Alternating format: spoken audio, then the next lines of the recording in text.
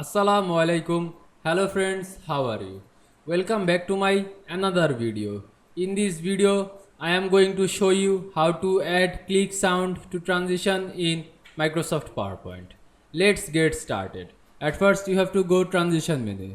Then you can see here are many transition effects. Now I select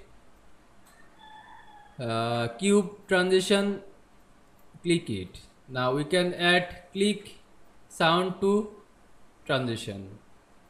Click this sounds effect drop down menu and find click sound. Now you can see here are click. Now we can check it work click sound to this transition. Click this cube.